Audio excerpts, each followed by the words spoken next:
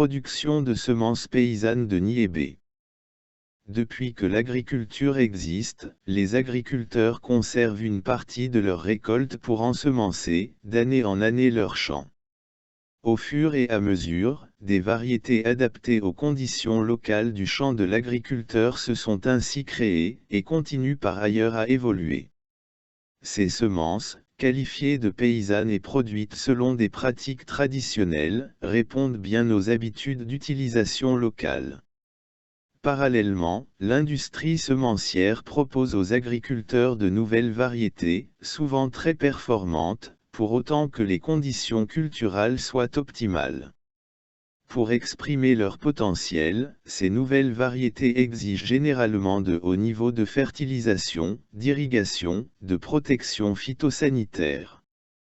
D'autre part, les semences de ces variétés performantes ne sont pas facilement reproductibles par les agriculteurs, ce qui les oblige à racheter de la semence chaque année, créant une situation de dépendance pour l'approvisionnement en semences.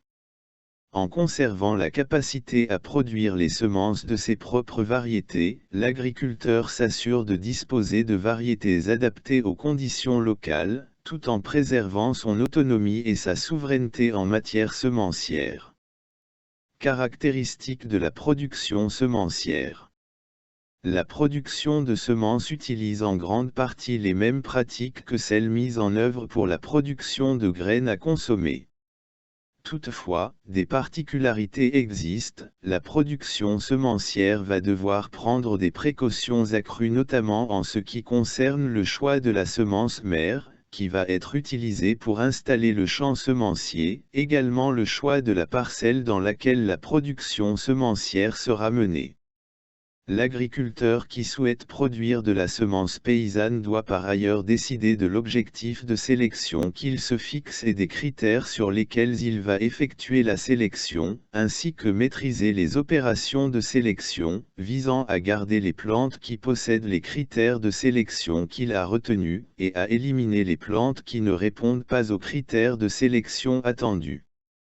Choix de la semence mère. Pour établir un champ semencier, il est important de choisir de la semence mère de haute qualité. Pour cela, on choisira de la semence provenant de préférence de la dernière récolte, qui aura été bien séchée, et un tri aura permis d'écarter du lot les débris et les graines d'autres espèces. Le lot de semences mères aura été conservé dans de bonnes conditions, à l'abri de la chaleur, des insectes ravageurs de graines, et des rongeurs. Les semences mères devront être indemnes de toute maladie. Pour s'assurer que les semences sont toujours vivantes et qu'elles possèdent encore la faculté de germer, il peut être réalisé un test de germination. Test de germination de la semence mère. Les semences ont une durée de vie limitée, pour le niébé elle est limitée à 2 ans à la condition d'avoir été bien conservée. Pour éviter de semer des graines qui ont perdu l'aptitude à germer, et risquer de rater la saison culturale, il est recommandé de réaliser un test simple de germination. Pour faire ce test, il faut se procurer un récipient ouvert et propre, comme par exemple un fond de bouteille en plastique. On dépose au fond du récipient une couche de tissu en coton, ou une serviette en papier, ou une petite couche de sable ou de terre. On y verse un tout petit peu d'eau pour l'humidifier. On choisit au hasard, dans le lot de semences mères, 20 graines qui sont ensuite disposées de manière uniforme dans le récipient. On verse ensuite de nouveau un peu d'eau, de telle sorte que les semences baignent dans un fond d'eau sans en être recouvertes. Le récipient est disposé dans un endroit frais et ombragé, à l'abri des rayons directs du soleil. Il faut vérifier régulièrement s'il y a besoin d'ajouter un peu d'eau. Chaque jour, on compte les graines qui ont germé, c'est-à-dire celles dont la petite racine a émergé, et on les retire du récipient en notant leur nombre. Au bout du 8e jour, on fait le total de graines ayant germé. Pour le niébé, il faut que sur les 20 graines soumises au test de germination, au moins 15 aient germé. Choix de la parcelle. La production semencière nécessite également de choisir une parcelle appropriée. Le type de sol devra correspondre au sol préféré par le niébé, pas salé et bien drainé. Il devra également être moyennement fertile, de préférence plat, non inondable. Le champ semencier sera si possible homogène, on évitera la présence de termitières, de grands arbres faisant de l'ombrage, de souches d'arbres ou d'arbustes. Le champ choisi ne devra pas avoir été cultivé l'année précédente par la même espèce, on l'installera plutôt sur une parcelle laissée en jachère ou un champ précédemment cultivé avec des graminées comme le mil ou le sorgho. Il faudra également que le champ n'ait pas été infesté auparavant par des maladies du niébé ou envahi par des mauvaises herbes. Enfin, pour éviter la fécondation par d'autres variétés de niébé, il faudra s'assurer qu'il n'y ait pas de champ de niébé d'autres variétés à moins de 100 mètres du champ semencier. Choix de l'objectif de sélection. L'agriculteur souhaitant produire des semences de niébé peut poursuivre différents objectifs de sélection, il lui faudra choisir l'un de ces objectifs. Le premier objectif pourra être de conserver strictement la variété telle qu'elle est. Dans ce cas, l'agriculteur ne conservera que les plantes qui présentent strictement les caractéristiques attendues et éliminera celles qui sont trop différentes. Le deuxième objectif pourra être d'adapter sa variété aux conditions de culture. Pour cela l'agriculteur choisira un ensemble de plantes présentant des caractéristiques intéressantes pour leur précocité, leur production de graines, leur résistance aux ravageurs ou aux maladies. Les plantes qui ne répondent pas à ces caractéristiques seront éliminées. La variété sera proche de la variété d'origine mais elle sera mieux adaptée aux nouvelles conditions de culture. Le troisième objectif pourra être de créer une nouvelle variété, au départ de plantes qui présentent, par mutation naturelle, un aspect assez différent de la variété d'origine, qui justifie d'en faire une nouvelle variété. Les graines de ces plantes seront récoltées séparément et cultivées séparément durant plusieurs années pour obtenir une nouvelle variété stabilisée. Choix des critères de sélection. L'objectif de sélection étant choisi, il faudra ensuite déterminer les critères sur lesquels la sélection va s'exercer. Pour le niébé, les critères peuvent concerner la solidité de la tige, la productivité en gousse, l'aspect des gousses, la couleur des graines, l'absence de maladies et de parasites, la longueur du cycle de production et d'autres critères encore. Cycle cultural et critères de sélection.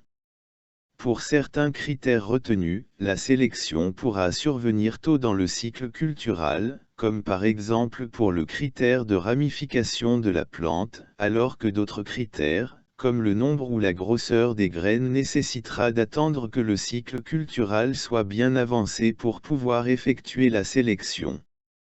Ainsi, on procédera à la sélection des différents critères aux périodes suivantes du cycle cultural. Avant la floraison, on sélectionnera sur les critères tels la ramification des plantes ou leur croissance. À la floraison et à la formation des gousses, les critères de sélection porteront sur le nombre de gousses, l'état sanitaire de la plante. Lors de la maturation, avant la récolte, les critères appréciés seront la solidité de la tige, la forme des gousses. À la récolte, les critères de sélection opéreront sur le nombre de graines par gousse, la taille et le poids des graines, la couleur des graines. Enfin, la sélection peut également se faire en post-récolte, sur des critères comme l'aptitude à la transformation selon le mode de consommation ou la préférence des consommateurs, selon le goût ou la couleur. Pratique de la sélection. En pratique, la sélection va consister à identifier, à la période adéquate, les plantes qui présentent le critère de sélection souhaité. Les sujets identifiés seront marqués à l'aide d'un petit morceau de corde en nylon, résistant au temps, attaché à la tige. Les plantes qui ne correspondent pas à la variété, qui sont trop petites ou trop grandes, qui sont malades, qui fleurissent trop tôt ou trop tard sont éliminées et évacuées du champ. si la sélection implique plusieurs passages réalisés à des périodes différentes du cycle cultural, il faudra identifier au premier cycle un nombre de plants plus important que ce que l'on en a besoin au final, car les cycles de sélection successifs réduiront le nombre de plants finalement sélectionnés. En effet, les plantes sélectionnées au premier passage sur un critère de sélection peuvent présenter, lors des passages suivants, des caractéristiques indésirables pour d'autres critères de sélection. Pour le niébé, la sélection devrait aboutir à un minimum de 600 plantes sélectionnées pour l'ensemble de la parcelle. À la récolte, les graines de chaque plante sélectionnée seront récoltées séparément du reste de la récolte. Les graines issues des plantes sélectionnées seront mélangées pour constituer les semences paysannes pour la culture suivante. Récolte des semences. La récolte des semences pourra se faire en plusieurs passages, au fur et à mesure où les gousses arrivent à maturité. Les signes de maturité du niébé se manifestent par un jaunissement et un dessèchement du feuillage. Si la récolte se fait en une fois, elle se fera lorsque 95% des gousses sont sèches et jaune-brun. Les opérations de préparation des semences à la conservation seront similaires à celles des graines à consommer, en veillant toutefois à ne pas endommager la graine car cela compromettrait sa future germination, ainsi qu'en veillant bien à séparer les lots de graines destinées à la semence, de celles destinées à la consommation.